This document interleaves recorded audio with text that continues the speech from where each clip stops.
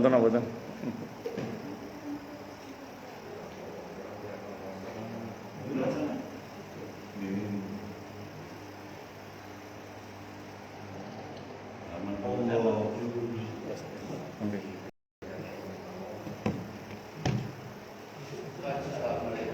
Waalaikumsalam warahmatullahi wabarakatuh. Assalamualaikum, sehat Bang. Alhamdulillah.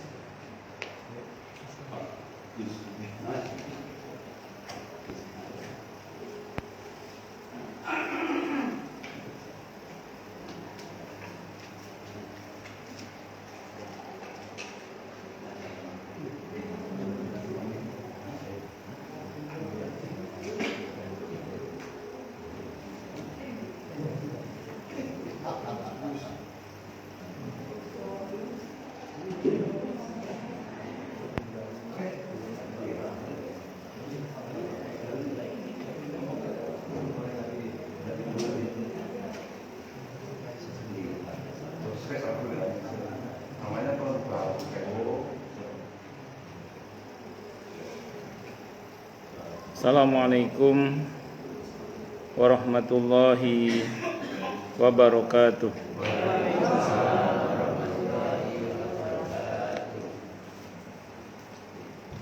Bismillahirrahmanirrahim. Alhamdulillahi rabbil alamin. Wa bihi nasta'inu ala umurid dunya waddin. Wassalatu wassalamu ala asyrafil anbiya'i wal mursalin Sayyidina wa habibina wa syafi'ina wa qurrati a'yunina wa maulana Muhammadin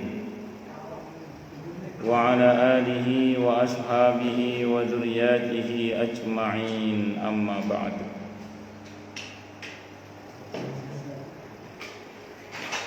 Asyhadu an la ilaha illallah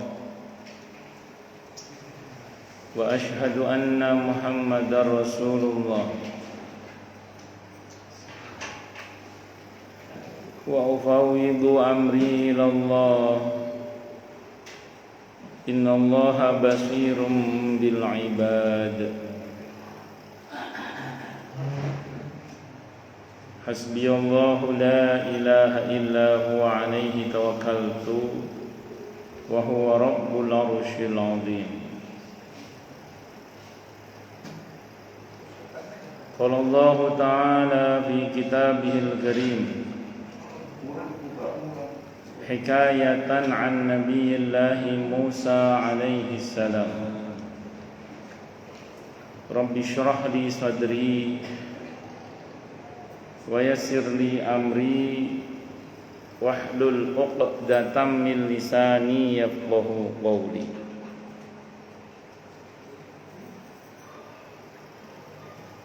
Para alim, para asatid, para asatidah, para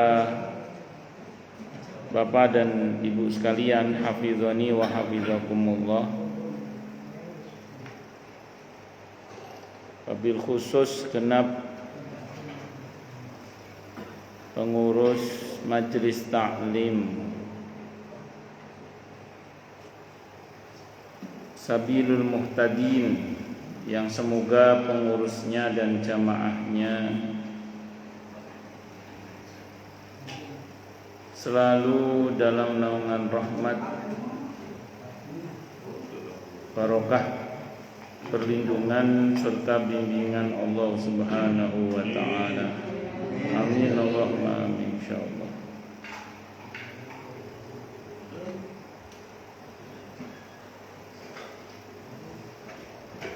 Sebentar.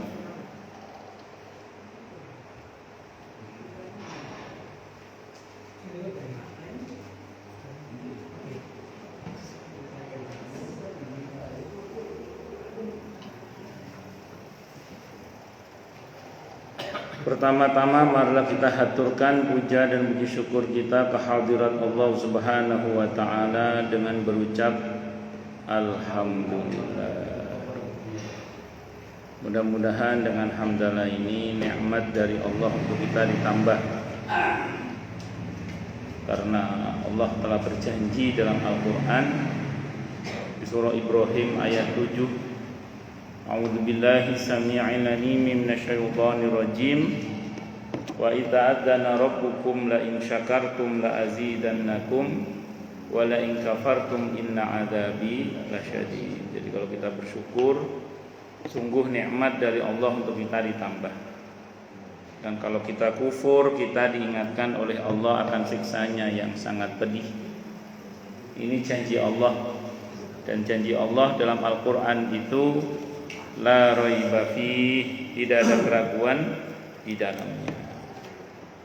Di antara tafsir la raiba fih adalah siapapun yang mengamalkan isi Al-Quran dengan keimanan dan keyakinan, maka Allah akan tunjukkan kebenaran Al-Quran itu kepadanya hingga tiada lagi keraguan dalam hatinya. Salawat dan salam semoga tercurah limpahkan untuk junjungan kita Nabi besar Muhammad sallallahu alaihi wasallam. Semoga kita semua diakui sebagai umat beliau. Amin. Allahumma amin. Halaman berapa? Hadis keberapa? Ini kan halamannya sabar. Gitu.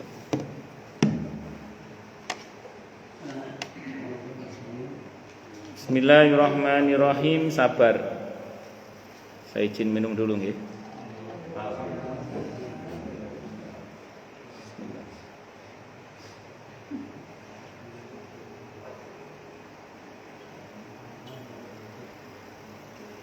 Alhamdulillah.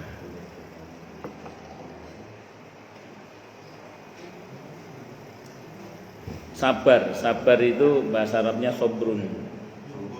Sobrun itu ada yang memaknai subroh itu batu karang yang keras itu. Jadi orang yang sabar itu orang yang mampu bertahan seperti karang di lautan walaupun dihantam ombak bertubi-tubi. Itu namanya subroh, itu semacam batu karang. Ada juga yang memaknai sabar itu dengan al-imsak, menahan diri. Jadi sabar itu imsak, menahan diri. Makanya orang yang sabar itu bukan orang yang gak bisa marah. Karena Nabi kita Muhammad sallallahu alaihi wasallam itu orang yang sewangat, sawabar. Sampai Allah juluki dengan julukan ulul azmi minar rusul. Termasuk nabi yang diakui oleh Allah sabarnya itu hebat. Ada 5 nabi itu. Nabi Nuh alaihissalam, Nabi Ibrahim alaihissalam, Nabi Musa alaihissalam, Nabi Isa alaihissalam, dan Nabi Muhammad sallallahu alaihi wasallam. Itu nabi-nabi yang diakui oleh Allah sebagai nabi yang bergelar ulul azmi minar rusul, yang berarti kesabarannya diakui hebat oleh Allah. Nah, kalau mau belajar sabar kepada 5 nabi ini, kalau kebanyakan ya satu saja. Siapa? Nabi Muhammad sallallahu alaihi wasallam. Nabi kita Muhammad sallallahu alaihi wasallam yang sewabar itu ya pernah marah. Tapi marahnya orang sabar. Marahnya orang sabar itu marahnya tanpa amarah, marahnya fokus, marahnya ngasih solusi. Itu marahnya orang yang sabar. Nah, jenengan saya kita kalau mau marah, kalau kita ingin termasuk marahnya orang yang sabar tadi, marahnya tanpa amarah, marahnya fokus, marahnya ngasih solusi. Marah yang tanpa amarah itu, sambil contoh seperti marahnya Nabi kita Muhammad sallallahu alaihi wasallam ketika mendapat laporan bahwa Sayyidina Mu'adz bin Jabal radhiyallahu an semalam jadi imam salat Isya Rakaat pertama surah Al-Baqarah babat habis. Bikin heboh makmumnya. Akhirnya sebagian makmumnya itu mufaraqah atau munfarid, sholat sendiri, memisahkan dari jamaah. Sayyidina Mu'adz bin Jabal radhiyallahu an, intinya tadi malam dianggap membuat kegaduhan karena sholat isya jadi imam rakaat pertama surah Al-Baqarah babat habis. Dilaporkan ke Nabi Muhammad sallallahu alaihi wasallam. Nabi panggil Sayyidina Mu'adz bin Jabal radhiyallahu anhu. Nabi nggak langsung marah. Kenapa? Karena marahnya Nabi tanpa amarah. Itu marahnya orang yang sabar. Kalau marah pakai amarah, itu yang dimarahi masih jauh. Kita udah begini. Kenapa? Karena marahnya pakai amarah.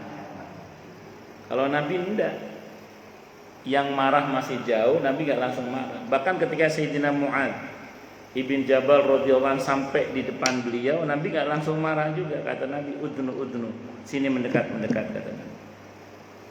Nabi itu tanya secara baik-baik, tabayyun dulu, nggak langsung marah. Apa betul tadi malam kamu, kalau bahasa kita ya, atau kama qal, ini mafhum riwayat ya. Apa betul kamu tadi malam menjadi imam sholat isya rakaat pertama surah Al-Baqarah babat habis, kalau bahasa kita. Sayyidina Mu'adz bin Jabal radhiyallahu anhu dengan senang mengatakan, benar ya Rasulullah, benar ya Rasulullah. Tidak tahu kalau mau dimarahi. Begitu jelas di mana beliau harus marah, di situ beliau marah. Afatan ada ya Mu'adz, begitu marahnya. Monggo minum dulu. Monggo minum dulu, silakan minum dulu. Monggo. Silakan minum dulu.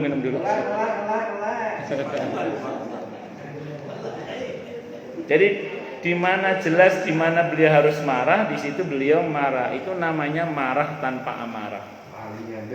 Itu marahnya Rasulullah Muhammad sallallahu alaihi wasallam. Marah tanpa amarah. Terus marahnya Nabi itu fokus. Kalau marah itu Nabi nggak kemana-mana, nggak pakai mengabsen binatang, sekebun binatang itu enggak. Kan ada orang itu kalau marah itu binatang di kebun binatang keluar semua. Beliau nggak pakai nyebut nama binatang. Jadi kan kadang ada orang itu yang kalau marah itu pakai segala anggota tubuh disebut. Matamu taruh mana? Dasar wong desa, macam-macam. Apalagi kalau yang ngabsen binatang itu orang Jawa Timur, wah. Saya nggak tahu kalau orang Kalimantan binatang apa yang diabsen itu. Kalau orang Kalimantan. Tapi kalau orang Jawa Timur yang diabsen itu ada binatang-binatang tertentu itu. Allahu Akbar. Singkat kata, singkat cerita, Nabi fokus marahnya. Kalau bahasa kita ini mafhum riwayat atau kama qal, kemana kamu terhadap surah Sabbihisma rabbikal a'la? Al-Baqarah kok enggak Sabbihisma rabbikal a'la? Di belakang kamu itu ada orang tua, ada orang sakit, ada yang punya anak kecil, ada yang punya hajat. Jadi marahnya fokus, enggak kemana-mana. Nabi itu marahnya fokus, marahnya. Nah, kita kalau bisa marah seperti itu silakan marah. Marahnya fokus, enggak kemana-mana, fokus. Terus ngasih solusi marahnya Nabi itu. Jadi marahnya Nabi itu marahnya tanpa amarah, marahnya fokus, marahnya ngasih solusi. Apa kata beliau? Kalau kamu mau lama wahai Mu'adz, kerjakan saat kamu sholat sendiri. Jadi kalau mau surah yang lawama itu baca saat sholat sendiri, kayak sholat tahajud atau duha atau apa. Kayak Nabi sendiri kan kalau tahajud kan rakaat pertama aja surah Al-Baqarah, An-Nisa, Ali Imran babat habis. Rakaat pertama itu. Makanya pantas kalau beliau itu sampai kakinya bengkak. Nah, jadi saya ulang, orang yang sabar bukan tidak boleh marah, tapi marahnya harus terkendali. Harus terkendali. Kenapa? Karena inti dari sabar adalah pengendalian diri. Imsak itu, menahan diri. Sebagaimana Nabi pernah marah, tapi marahnya Nabi marahnya orang yang sabar, yaitu marahnya tanpa amarah, marahnya fokus, marahnya ngasih solusi. Itu marahnya Nabi kita Muhammad sallallahu alaihi wasallam. Allahu Akbar. Nah, orang yang sabar itu juga boleh sedih. Boleh sedih. Siapa bilang orang sabar tidak boleh sedih? Orang sabar itu boleh nangis. Karena Nabi juga pernah bersedih, Nabi juga pernah menangis. Yang tidak boleh itu apa? Meratap. Nah, itu meratap yang tidak boleh.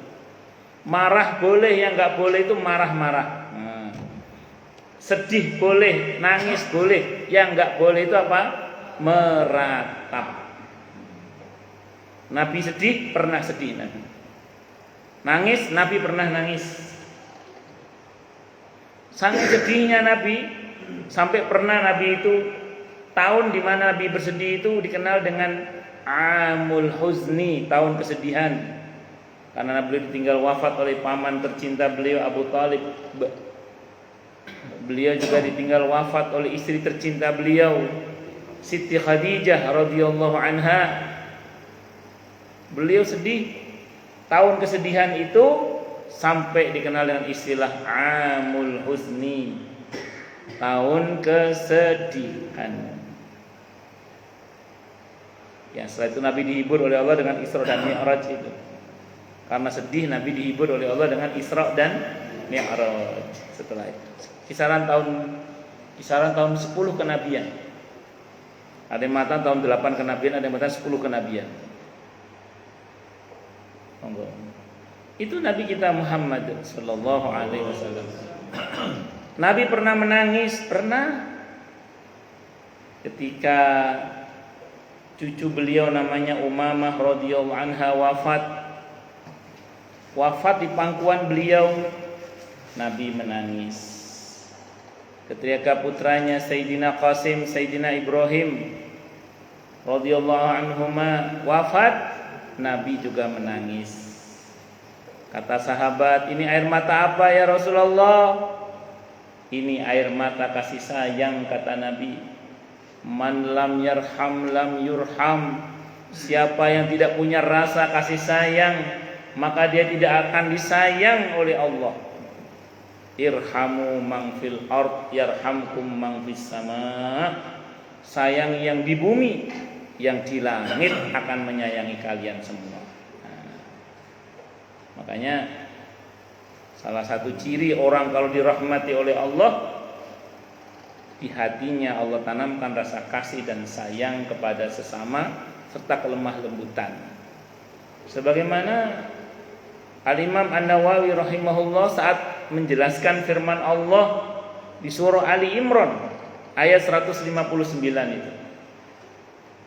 Fabima rahmatin minallahi linta lahum, hingga akhir ayat. Maka disebabkan rahmat Allah lah wahai Nabi, engkau bisa bersikap lemah lembut terhadap mereka. Kata Imam Nawawi, salah satu tanda kalau seseorang itu dirahmati oleh Allah, maka di hatinya akan Allah tanamkan rasa cinta dan kasih sayang serta kelemah lembutan terhadap sesama. Nah, monggo diraba dadanya masing-masing, diraba. Tidak usah ngeraba dadanya orang, dadanya masing-masing. Sudah tahu kenapa ngeraba dada ya? Karena ngeraba kaki kejauhan, ngeraba dada gitu. Ngelus dada. Coba diraba dadanya masing-masing. Kira-kira di hati saya saat ini penuh dengan kasih sayang, kelemah lembutan terhadap sesama, atau kedengkian, kebencian, kerasnya hati pada sesama, atau bagaimana? Nah, itu kalau merujuk pada penjelasan firman Allah di surah apa tadi? Al-Maidah, surah Ali Imran ayat 159. Itu seperti itu. Terus kalau kata Ibnu Abbas, pernyataan Ibnu Abbas ini dikutip oleh Ibnu Qayyim Al-Jauziyah rahimahullah dalam kitabnya Ad-Da' wa Dawa.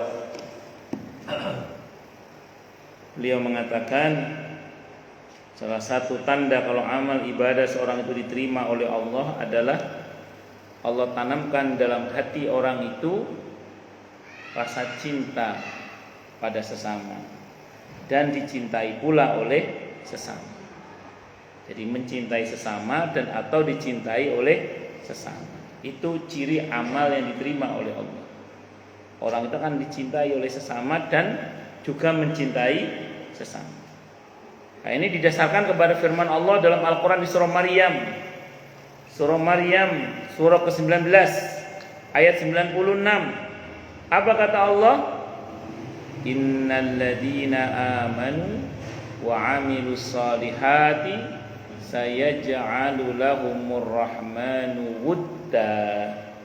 Sesungguhnya orang-orang yang telah beriman dan beramal saleh itu Allah akan jadikan, Allah yang Maha Rahman akan menjadikan untuk mereka itu wuddan, rasa kasih sayang dalam hatinya, rasa cinta dalam hatinya, baik cinta kepada Allah maupun cinta kepada sesama.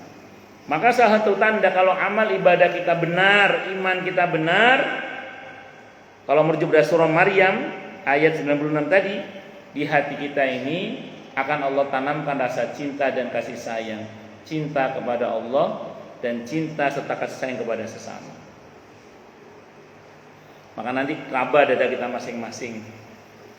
Kira-kira di hati saya ini lebih mudah mencintai atau membenci, lebih mudah menyayangi atau mendengki, lebih mudah memaafkan atau mendendam. Nah, monggo diraba masing-masing saja, tidak usah ngeraba dada orang lain.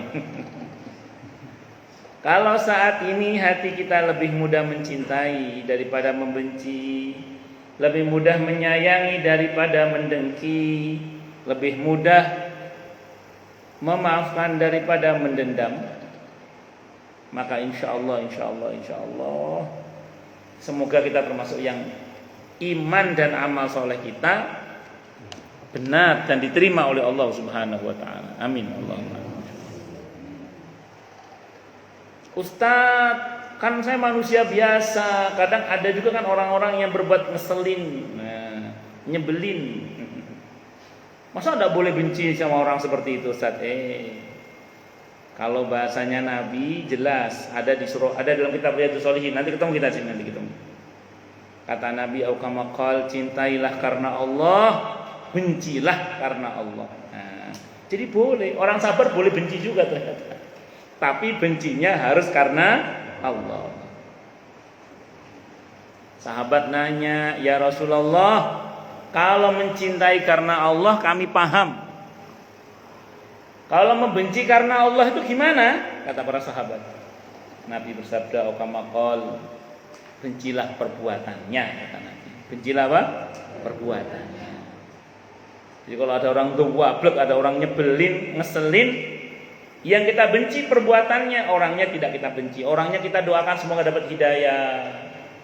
Ini orang ngeselin banget, saya blokir. Boleh nggak? Boleh, nggak apa-apa. Untuk kesehatan mental kita.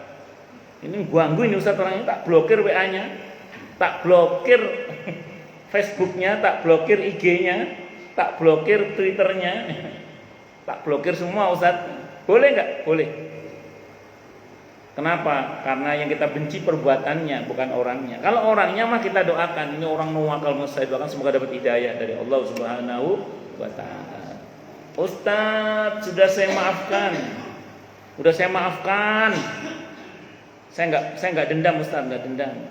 Cuman saya tidak bisa melupakan perbuatan dia kepada saya. Nah, ini yang sering saya sampaikan ya. Sanggup memaafkan itu syar'i, tidak sanggup melupakan itu soal memori. Paham ya? Nah, saya ulang, sanggup memaafkan itu apa tadi? Syar'i. Tidak sanggup melupakan itu soal apa tadi? Memori. Ada dalilnya? Ada dalilnya? Ada. Mana dalilnya? Ketika siapa itu Wahsy masuk Islam. Siapa Wahsy itu? Wahsy itu yang telah membunuh paman tercinta Nabi kita Muhammad sallallahu alaihi wasallam. Di mana kemudian beliau ketika masuk Islam, beliau pakai tombak masuk Islam. Beliau akhirnya menebus kesalahan itu dengan cara membunuh orang yang paling dibenci oleh Nabi. Siapa? Nabi palsu itu. Musailam al-Kadzdzab itu yang membunuh Wahsy sebagai balasan. Pernah membunuh orang yang paling Nabi cintai, dibalas dengan membunuh orang yang paling Nabi benci setelah masuk Islam. Ketika Wahsy masuk Islam, Nabi bilang, Wahsy diterima masuk Islam, tapi tolong Wahsy jangan sering-sering di depan saya, kata Nabi. Apakah Nabi dendam? Tidak. Apakah Nabi benci? Tidak. Kata Nabi apa? Kalau aku melihat Wahsy, aku ingat pamanku Hamzah. Kalau aku melihat Wahsy, aku ingat pamanku Hamzah. Itu Nabi sudah maafkan Wahsy, tapi Nabi tidak bisa melupakan perbuatan Wahsy. Kenapa? Karena sanggup memaafkan itu syar'i, berarti benar. Tidak sanggup melupakan itu soal memori. Nabi nggak dendam, nggak, cuman itu keingetan aja, keingetan manusiawi itu. Ada yang nanya ini, kenapa? Kalau kita memori kita kan ini Pak, kadang-kadang timbul Pak. Nah, segera dihapus dengan istighfar. Astagfirullah. Jangan sampai saya begini ya, gitu kan. Tidak apa-apa. Namanya manusia kan kadang. Manusiawi. Iya, iwas wisufi sudurnya itu biasa kerjaan setan itu. Dikomporin kita. Kita istighfar astagfirullah. Ini ada yang nanya nih, Uni Zurma, orang Pontianak. Memang Pontianak panggilannya Uni juga ya? Uni juga Pontianak itu. Bukannya Uni itu orang Padang ya kalau Uni itu? Saya nggak tahu lah, nanti biar Uni yang jawab ini. Uni Zurma, tinggalnya di Pontianak. Ustadz, saya pernah dengar tanda ibadah kita diterima maka kita akan dimudahkan menjalankan ibadah selanjutnya. Benar? Iya benar, tidak salah. Kan tanda amal diterima kan nggak cuma satu, Uni, banyak. Ada ayat yang mengatakan apa itu? Aduh, saya lupa itu. Saya orang Padang Ustaz, tinggal di Pontianak. Oh, orang Padang, pantas. Pantas. Emang kalau orang Padang suka lemper ya? Kalau orang Padang. Ini orang Padang tapi suka lemper. Baik, kita teruskan ya. Jadi singkat kata singkat cerita, betul, salah satu tanda dari amal yang diterima oleh Allah itu adalah dibuat orang itu mudah beribadah dengan ibadah yang selanjutnya gitu. Jadi semakin mudah untuk beribadah, itu salah satu cirinya. Nah, nanti bisa dicek, salah satunya ada di firman Allah Subhanahu wa taala di surah Al-Hujurat ayat 7 itu. Kata Nabi, wa'lamu anna fikum Rasulullah, dan ketahuilah bahwa tengah-tengahnya ada Rasulullah. Wa'lamu anna fikum rasul law yuti'ukum fi katsirin minal amri la'anittum walakinna Allah habbaba ilaikumul iman wa zayyanahu fi qulubikum wa karraha ilaikumul kufra wal fusuqa wal isyan ulaika humur rasyidun. Ketahuilah bahwa di tengah-tengah kalian ada Rasulullah. Kalau dia mentaati kalian di banyak urusan, niscaya agama ini akan terasa berat bagi kalian. Jadi agama ini akan terasa berat kalau mengikuti selera manusia. Makanya bersyukurlah pada Allah, agama ini sebenarnya ringan kalau kita mengacu pada yang punya syariat. Siapa? Allah dan Rasulnya Muhammad sallallahu alaihi wasallam. Yang bikin berat itu kita sendiri. Sambil contoh, ini contoh aja. Nikah itu gampang sebenarnya, asal rukun nikah terpenuhi sah. Yang bikin mahal itu apa? Nyewa gedungnya. Ada, iya, nyewa gedungnya, pengajiannya. Walaupun secara hukum ya boleh. Iya, tapi yang beratan itu. Kalau di sini apa? Pakai hantarannya, ya.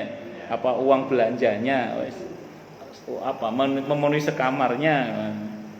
Terus ada tradisi tertentu harus beli lelakinya kan. Yang bikin mahal itu apa coba? Tradisi. Walaupun tradisi itu tidak semua dilarang, ada tradisi yang bersesuaian dengan syariat. Sehingga Islam menerima, tidak apa-apa. Dan ada tradisi yang bertentangan dengan syariat, itu dilarang dalam Islam. Maka selama tradisi itu tidak bertentangan dengan syariat, maka dipersilahkan. Itu seperti itu. Nah, tapi ya gitu, yang bikin berat itu ya tradisi itu. Yang bikin mahal itu. Khitan itu kan pokoknya seketok kan. Yang bikin mahal kan gara-gara beli petasan segala itu loh. Berapa harga petasan?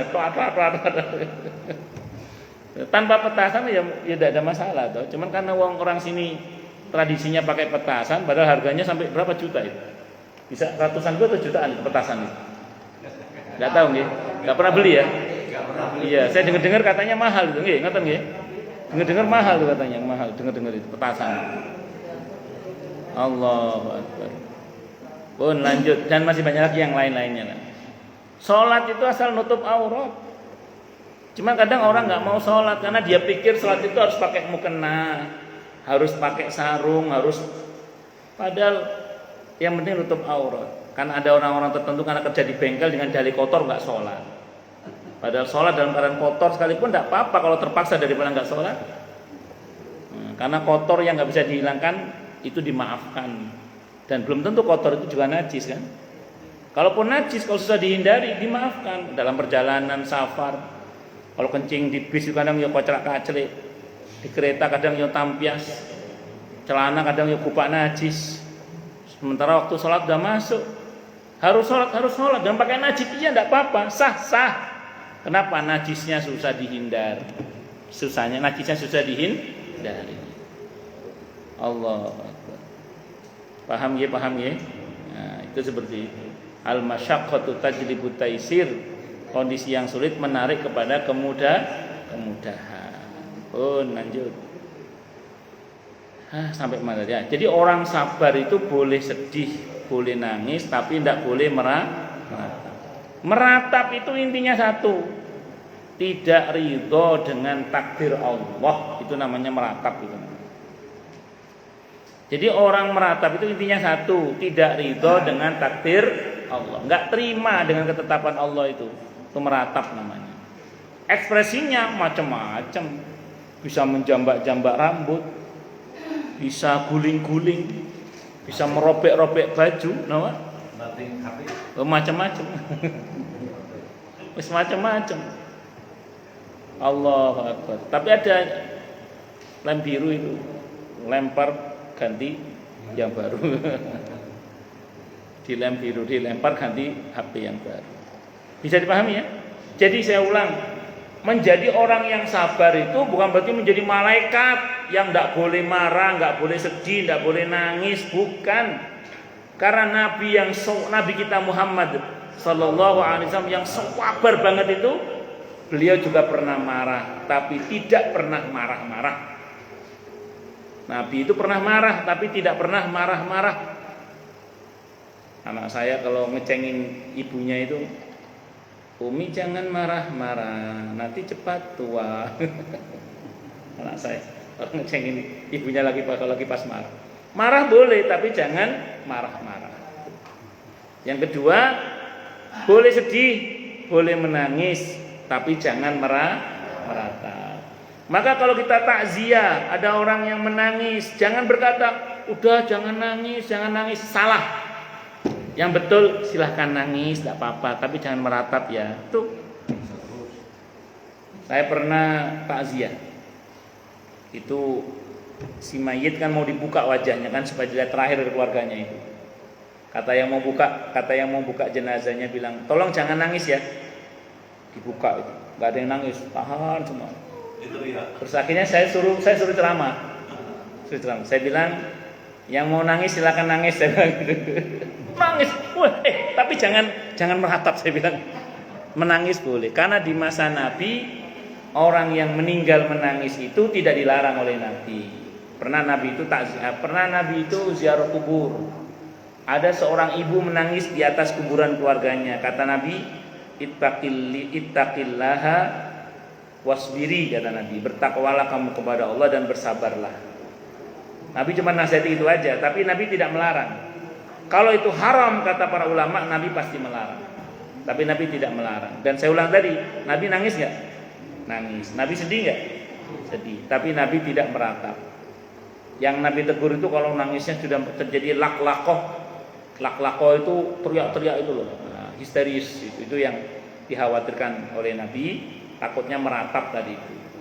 Kalau orang Arab dulu meratap itu ya merobek-robek pakaian, menjambak-jambak rambut. Kalau kita plus guling-guling, kadang naudzubillah min dzalik. Nah itu jadi sedih boleh, meratap boleh. Sedih boleh, nangis boleh, meratap tidak boleh. Marah boleh, enggak boleh marah. Jadi saya tadi ngomong meratap boleh, langsung dicanda sama bapak siapa nih? Pak siapa? Pak Hasan. Sini Pak. Pak Hasan sini. Pak Haji Surat Maji. Suat Maji. Oh, Suat Maji. Berarti beliau mendengarkan. Tadi kan saya nyeletuk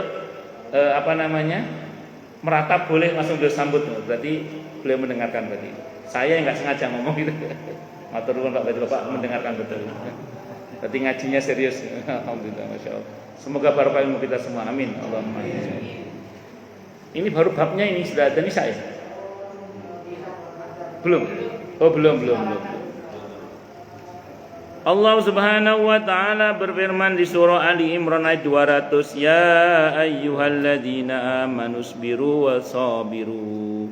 Hei orang-orang yang telah beriman, bersabarlah dan saling menguatkanlah dalam kesabaran. Saya mau tanya, sabar itu ngomongnya gampang apa gampang?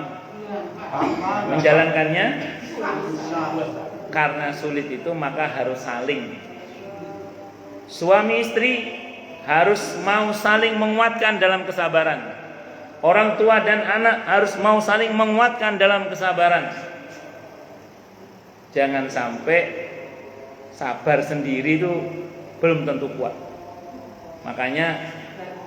Maka sebelum masuk surah An-Nisa ayat 1 tentang rumah tangga itu, satu ayat sebelumnya, akhir surah Ali Imran, Allah turunkan ayat ini. Hei orang-orang yang telah beriman, bersabarlah dan saling menguatkanlah dalam kesabaran.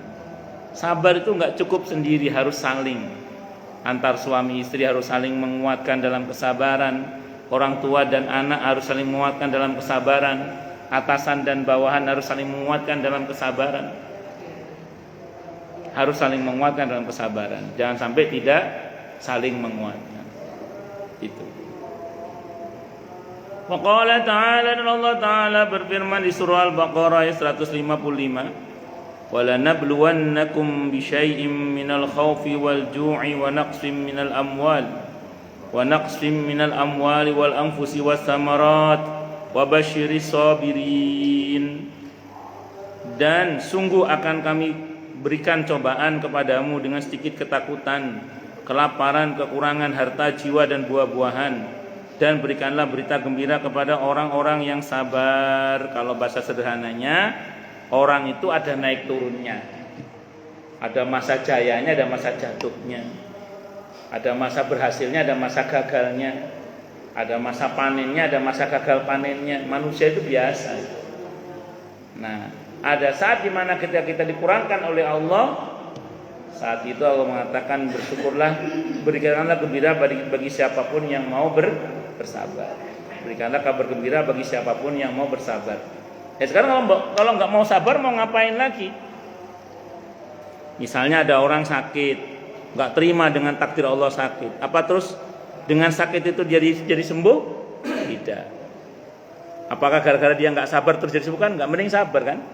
Kalau sabar kita dekat dengan pertolongan Allah. Ada orang banyak utangnya, nggak sabar misalnya. Apa terus kalau dia nggak sabar utangnya lunas? Enggak. Mending dia sabar. Insya Allah dekat dengan pertolongan Allah. Dulu ada ulama kalau ditanya itu, Kiai saya punya masalah, diceritakan masalahnya, bisa diselesaikan nggak? Nggak bisa Pak Kiai, ya udah sabar aja lah, nggak usah pusing. Terus Kiai saya ada punya masalah, bisa diselesaikan nggak? Bisa diselesaikan nggak? Bisa sih Pak Kiai. Ya udah selesaikan, sabar aja lah. Bismillah. Lah kita mau ngapain lagi? Makanya status saya hari ini kan apa? Nyerah aja yuk. Nah, nyerah aja yuk. Kita serahin semuanya kepada Allah. Emang kita ini siapa? Nah, jadi nyerah aja yuk, saya bilang gitu. Yuk kita saling nyerah. Nyerah ke siapa? Nyerahin seluruhnya kepada Allah. Karena Allah yang maha mencukupi dan membantu hamba-hambanya. Break sholat adzan isya dulu. Insyaallah kita nanti sambung dengan tanya jawab. Monggo silakan adzan dulu.